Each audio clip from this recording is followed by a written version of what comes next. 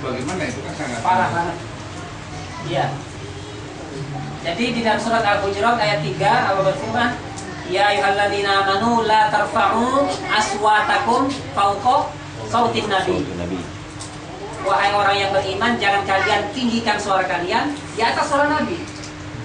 Kita dalam urusan berbicara saja, berbicara biasa-biasa ini, tidak boleh suara kita lebih, nadanya lebih tinggi daripada Rasulullah. Apalagi ini membuat syariat. Rasulullah tidak membuat syariat, ini bikin syariat. Menetapi Quran hadis secara 5 bab, ini kan syariat namanya. Wajib masuk surga. Nah ini sudah parah. Bukan hanya berbicara suara di atas Rasulullah, membuat syariat di atas syariat dari Rasulullah SAW. Maka Allah berfirman, am lahum syuraka'u syara'u lahum minad dini ma lam ya'zam bihillah. Apakah mereka mempunyai berhala-berhala, syuraka yang membuat syariat-syariat yang Allah tidak memberi izin di dalamnya? Ya. Maka kalau kita renungkan itu, memang kita terjatuh ke dalam perkara yang sangat banyak. Banyak sekali mudaratnya.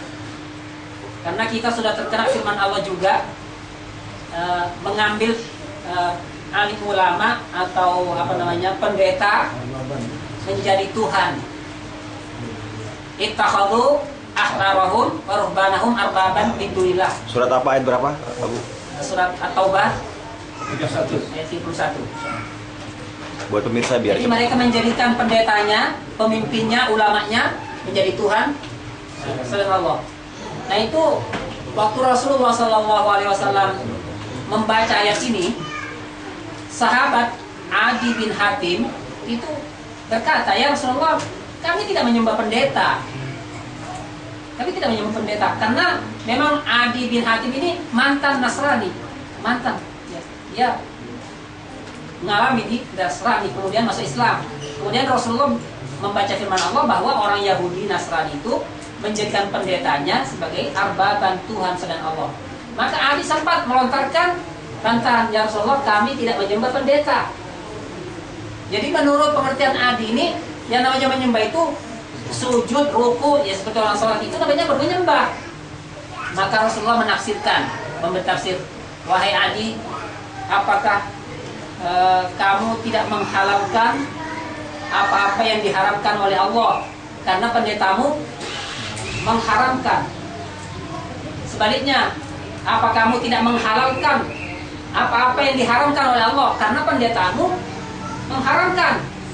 Itu kata Adi, iya memang begitu. Apa yang diharamkan oleh pendeta kami haramkan walaupun Allah menghalalkan. Sebaliknya, apa yang Allah haramkan kami halalkan karena pendeta mengharamkan. Kata Rasulullah, fatilka ibadatuhum, maka itulah ibadahnya, maka itulah penyembahannya kepada pendeta, walaupun tidak sujud, tidak rukuk. Tapi mengatakan apa yang dikatakan pendeta walaupun itu haram, bertabrakan dengan syariatnya Allah, maka itu berarti mempertuhankan pendeta, mempertuhankan manusia. Nah inilah bahayanya, sangat bahaya.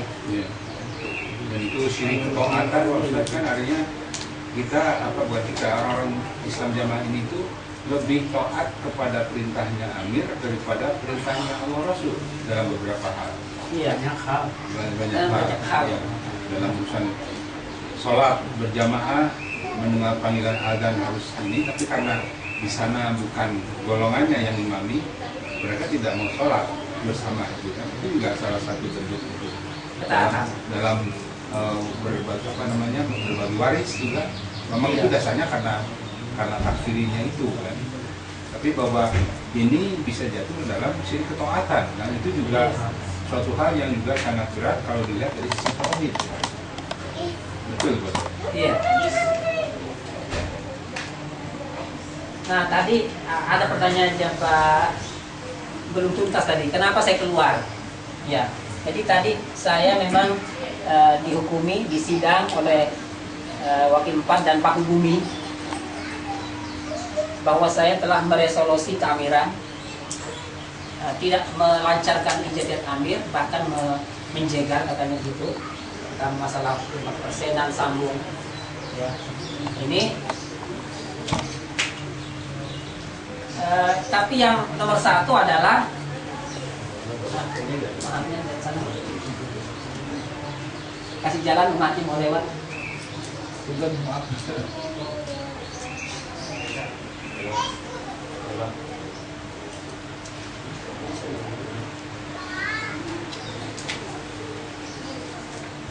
Biar lewat dulu.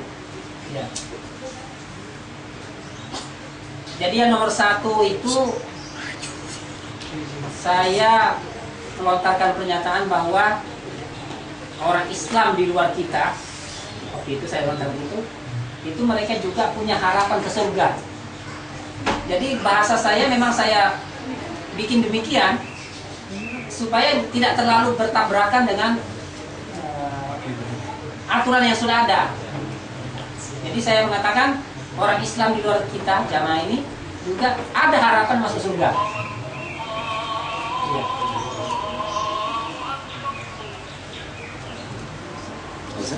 Ayo. Nah itu saya disuruh mencabut pernyataan demikian, disuruh tobat. Jadi katanya apa gunanya jamaah yang dibentuk kalau kamu punya kepahaman bahwa orang Islam di luar kita juga bisa masuk surga? Apa gunanya Pak Nur Hasan berjuang mati-matian menghidupkan jamaah kalau orang Islam di luar jamaah juga bisa masuk surga? Berarti kamu sudah melunturkan kepahamannya jamaah. Itu kamu memurtadkan jamaah. Masya Allah. Kamu ya memberi keterangan demikian berarti kamu memurtadkan jamaah. Siapa? Ya. Wakil 4. Pak Abdul Syukur dan Pak Solihun, dan didukung wakil Pak Bumi yang 5. Abu, dipungkasi dulu. Ya. Silakan, tapi habis itu kita sholat dulu. Ya, demikian pernyataan saya yang persatu itu yang harus saya tobati. Lalu saya jawab dengan dalil yang ada di dalam himpunan Kitabul Ahkam halaman 119 bahwa siapa yang sudah dari hatinya mengucapkan la ilaha illallah khalisan min qalbihi wajib masuk surga, mendapat syafaat Rasulullah. Katanya dalil itu hanya berlaku untuk jamaah. Kalau tidak jamaah, dalil itu tidak berlaku. Ya. Itu bantahannya. Saya bantah terus, saya bantah dengan dalil sehingga saya dihukumi Mauludin ngeyel katanya, tidak mau tobat.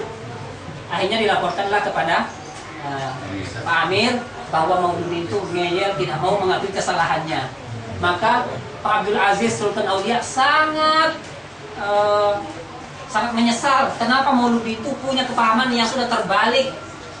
Mulai cabai rawit sudah di jamaah, dibesarkan di jamaah, sudah jadi mubalik, jadi pengurus, kok punya kepahaman yang terbalik. Sangat disesalkan oleh Pak Abdul Aziz Sultan Aulia. Ya. Ya insya Allah. Ya, dia nanti prosesnya masih sedang ada